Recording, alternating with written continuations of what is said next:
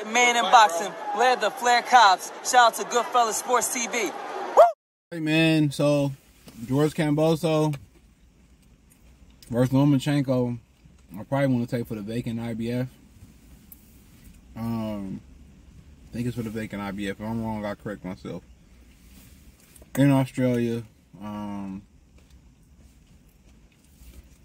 Didn't even know it was this weekend. So I looked. So yeah, they're fighting this weekend. Let's talk about it. Thumbs up the video, share the video, subscribe to the channel. What's so funny, the Melon brother was on the undercard Saturday. I mean Monday in Japan. So now there's another Melon brother. I don't know the specifics of the network and stuff, but training. But as far as this fight, no film study. Maybe I'll do a film breakdown after the fight. You gotta join the Patreon. I posted the Andy Ruiz. Canelo. I reposted the Canelo and Munguia. I broke down that fight, a little bit of the tactics. But you know, seen both of them fight quite a few times. I mean, I think the first time I might have seen Kambosos fight versus Lee Selby. Really for you know, to beat Lomachenko, you got to step to him, take away his angles, use a jab, and you know, he's the guy that fighting spurts. You know, that's kind of being the seem to be a redundancy on the channel when talk about older fighters. Canelo's fighting in spurts, Lomachenko fighting in spurts. I mean, it's part of the amateur thing that he can't shake. A lot of Cubans have that issue where they can't shake amateur habits. It is what it is. So they got an amateur style. He do it. And I think when you got a guy that have an amateurish type style, then you want to be professional. You know, so you want to do professional things. And what are those professional things that can keep Kambosos in the game? I think you know, a nice consistent jab and just banging the body. Even if you give some rounds away early, just focus on the body. You know what I'm saying? Focus on the body. Use the long jab of the law and just focus on the body. I would just focus on the body, hit him on his shoulder, hit him on his elbow, punch through the guard, you know, and I would just try to take as much air out of his tire early on. Even if it's throwing shoe shine into the body, 3, 4, 5 shots to the body, I will focus so much on the body. You know what I'm saying? I just try to take as much air out the tire, try to take his legs from him. You know, I try to close the gap on him, get on the inside, you know, get in there, work an uppercut, not sit in front of him too long. You know, you be like, well, he can do what Jermaine Ortiz did, or, you know, he can do what Lomachenko did, or he can do what Devin Haney did. Everybody's different. You know, everybody's different. And I think one of the things that he could take away from the Haney fight is Haney, you know, went to that body. Even when Haney, it seemed to be some confusion about what to do, what did he do? He did the fundamental shit. Either he got on the jab or he started going to Lomachenko body. And that's why Lomachenko said after the fight, well, I should have did more. I should have did more. You couldn't do more. He fights in spurts. He don't have the greatest gas tank because of the amateur background and age. And Devin Haney put water in the bank, in the body. Versus Teofimo Lopez, I think Lopez power spooked him, so he started off slow. He waited for Lopez power to fade, and then he tried to step it up. But once again, like I told you, he didn't have enough gas in the tank with the amateur style, even at the wear and tear and the age, to get T.O. out of there. So T.O. was just able to survive. Yeah, he was popping T.O. head back, and T.O. fought through some conditioning issues in that fight because he was still fairly young. You know, so what Kambosos got to do is, man, take the air from the tire early where he can't move and use those special effects. If you allow Lomachenko to dance and utilize the ring and work angles, it's going to be a long night. It's going to be a long night. You're going to be looking stupid. He going to be stepping around you. You know, he going to just start tagging you and using angles, and he going to be frustrated by the matrix, and that's what's going to happen. Either you got to close that gap. Don't stand in front of him and allow him. Either you got to be out of range or you got to be taking them angles away and close that gap. You know, don't stand in front of them. Close that gap. Close that gap. Be jabbing or be going to the body or be smothering the work. You know, but if you on the outside trying to box with them, you know, which I wouldn't prescribe or I wouldn't say you should do, but if you is, keep that jab working. That way he can't just keep coming in and out. Keep that jab. Keep that jab working. But I wouldn't say, man, get on the outside and allow him to pick you off on the outside. I wouldn't say to do that.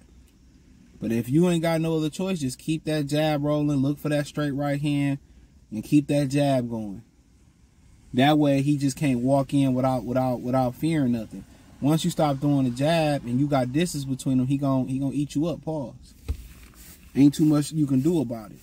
So if I'm him, you know, if I'm him, I would say, you know, quite frankly, I would say just be closing the gap behind the jab and be looking for a body assault early. Try to throw good hard shots at the body. Get on the inside, maybe rip an uppercut because he going with the high guard. And I would just be looking just to wear him down. Hip, body, liver, chest, jabs to the chest, jabs on the shoulders, the elbows, the wrists. He's an older fighter. I'll be just looking to wear him down. In the later rounds, I look to make him a stationary target, and I look to take him out. The goal should be knocking him out. I understand you at home in Australia, you feel like you can get the benefit of the doubt. My goal is to knock this old motherfucker out if I'm Kambosos. I ain't coming to win no decision. I'm coming to get my honor back that Devin Haney took from me. So I'm coming to win a decision, okay? Now, if you Lomachenko, you know, first thing you want to do is you want to take away the jab of George Kambosos. So you want to be able, once you get past that jab, and you know, that way he gonna have a hard time closing the gap without the jab, and he gonna have a hard time keeping you from coming in and closing the gap and doing what you want to do. So you take that jab away, what's Kambosos gonna do? You'll be able to dance, do the Ukrainian funky Watusi. You'll be able to spin them, turn them, you know, frustrate them. I ain't sure you got the juice to knock them out. I wouldn't be surprised if you didn't or did. But that's the whole thing about it. I think, you know, with Lomachenko, he need to be jabbing. I mean, he need to be, you know, taking away Kambosos jab, and then, you know, if Kambosos start fading to the outside, or he start sitting in that pocket and you start, you know, fading and confusing him, you got him. But if Kambosos is able to use the jab and close that gap, or he using the jab on the outside, then it's going to take Lomachenko a minute to break him down. But if Kambosos was jabbing and closing that gap and pushing Lomachenko back and, you know, wearing Lomachenko out with body work and all that type of stuff, pause, Lomachenko will have a problem on his hands. You know, and I also think Kambosos should set a really good pace. Kambosos should set a frantic pace. He should be prepared to go a hard 12. He should make Lomachenko be active and be moving and be punching, all that shit. He should really make Lomachenko fight, you know, at a high pace all fight. Don't let him sit there and pose and do all that, you know, all that showboating to buy time to get his breath. Stay on his ass like 5 minutes to 11. No diddy. But back to Lomachenko, excuse me. I just think if you disarm Kambosos to jab, you know, he not closing that gap, it's just a wrap. He could be able to do what he wanted to do. And if you Lomachenko, and if you can't change anything about your game, you know, you got a lot of wear and tear on that body. Sit on those shots, start punching through the guard. Stop pity-patting and putting more mileage on your body. If you can close the show, close the show. Start throwing hard shots. Stop when he confused and you doing the Ukrainian funky Watusi, you working angles and you feigning and he confused. Stop pity-patting. Sit there, punch through the target, get him the fuck out of there. You ain't got that much time left in the sport of boxing. Why are we pity-patting to a decision when you can to a decision? You could just punch through the target, work the body, throw hard shots to the body, rip hard shots upstairs and get this shit over with. That's the only thing I would say. He just starts sitting and ripping the shots. Punch through the target. Once you got this guy confused, why are you letting him hang around? He can hit you with some bullshit. Get him up out of there. Start sitting on them shots and punching through the target. And I don't even know if his father know how to teach that shit. Let's keep it real. We don't even know if his father, because none of even Usyk really don't do it.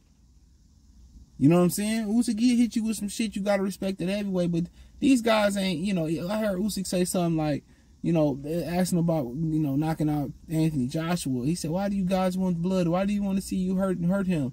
I'm just trying to win. I understand it, but goddamn, if you allow these bigger dudes, pause, to hang around when you could have got these motherfuckers up out of here, I don't think they got the mindset. They got too much of an amateur mindset. They trying to win.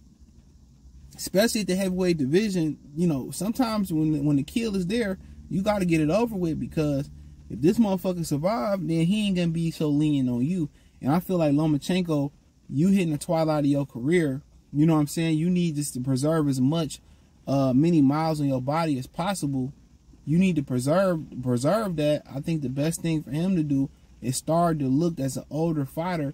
It's be more efficient. You see Canelo, he ain't necessarily getting a knockout, but he throwing some shit where, hey man, you know, think twice before you come through the front door, side door, back window, or you come down the chimney. You know, you come around this way, you will get clapped, and I can put you to sleep.